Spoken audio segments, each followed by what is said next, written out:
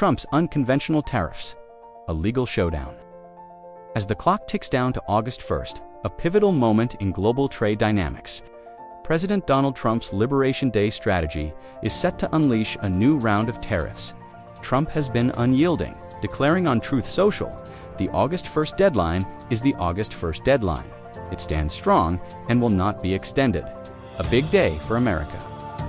While many countries have scrambled to secure deals, some of Trump's tariff decisions stand out for their unconventional justifications, tying trade policy to broader political, social, and geopolitical agendas.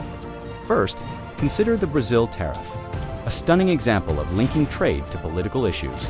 A 50% reciprocal tariff on most Brazilian imports was explicitly tied to Trump's dissatisfaction with the judicial prosecution of former President Jair Bolsonaro.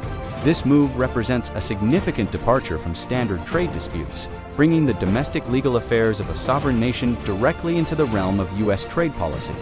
Then there are the fentanyl tariffs on Mexico, Canada, and China. Earlier this year, Trump imposed tariffs on imports from these countries, explicitly demanding they curb the flow of fentanyl and illegal immigrants into the U.S.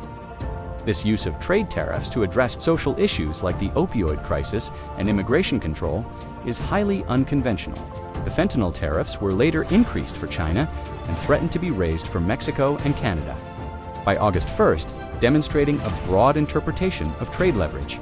We also see secondary tariffs for geopolitical alignment. Trump has threatened to impose secondary tariffs on countries that engage in specific geopolitical actions deemed unfavorable to U.S. interests.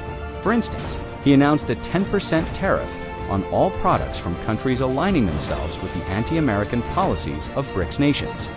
These measures clearly aim to use trade as a tool to influence international alliances and energy procurement, expanding tariffs far beyond traditional trade arguments.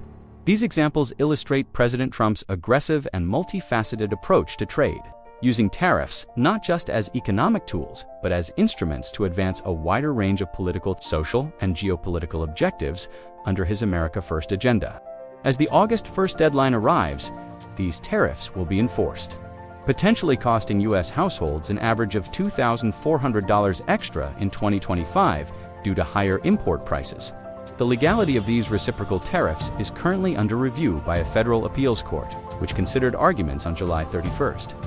Regarding the president's authority to impose such measures under emergency laws, the outcome of this legal challenge could have significant implications for future trade policy.